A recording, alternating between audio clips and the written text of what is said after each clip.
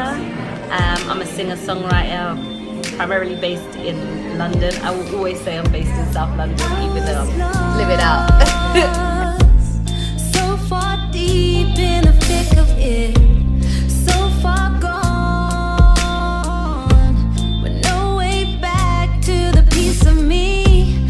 But then I found a little someone that could keep me holding on.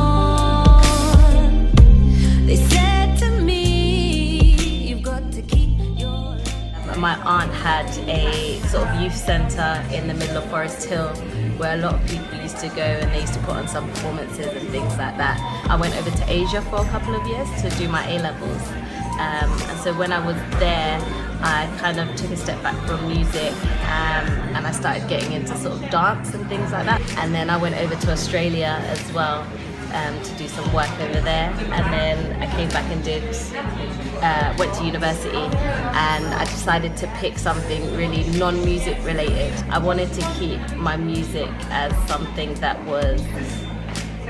I was still going to be really passionate about. I didn't want to have it so that I got bored of it. I've been performing, doing open mics. I released a small EP and a follow-up single. And then most recently I've started working with Generation Uncovered and getting involved in a few of their projects as well, so it's going really well. Generation Uncovered's really interesting. I kind of fell into working with them, and so far I've done a couple of projects which have been really fun. A lot of youth-based community work. So we did, my first performance with them was an initiative called Squash, and it was a group of us collaborating on each other's songs and working together to form a sort of harmony group, which we then took to Wood Green, where we, on Small Business Saturday, and did a performance as they turned on the Christmas lights. Do you know what? Because I can't rap, it could be quite interesting to work with Boy Nash a little bit more, and have him as a feature on one of my tracks. Definitely in the future, it'd be quite good. As long as you've got the passion and you keep your love strong, you'll be able to do what you love and follow your passion. The top influences are the people that are working hard on their craft constantly, and you see that their body of work is always changing and adapting as they grow.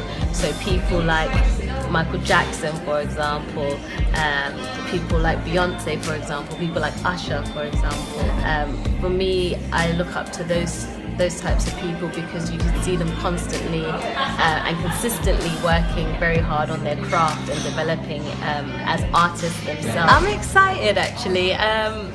I think it's quite cool that it's going to be on Valentine's Day, so it'll be nice to sing quite a few love songs to any of the lovebirds that are in the crowd that night. My song has always been just me, yeah, so it's really interesting to hear the different voices come together, and there's always a different harmony that somebody can pick out, and there's always a sort of embellishment that someone can add and bring to my track to make it sound completely different in the moment, which is what's nice about Squash, is that I don't think any of our performances have sounded the same.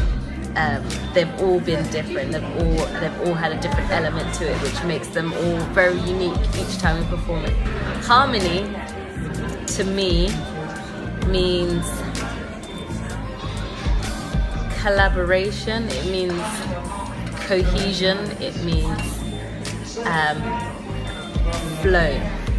For me, that's what harmony means. It means working together. Things, whether it be people, whether it be sounds, being cohesive and creating something out of many, multiple voices channeling one particular sound. It depends on how you want that to come across. I mean, some harmonies can sound beautiful, but some harmonies can purposely sound harsh to incite a particular emotion. Last words, see you guys on Valentine's Day. You've got to keep your loving, keep your loving, keep your loving.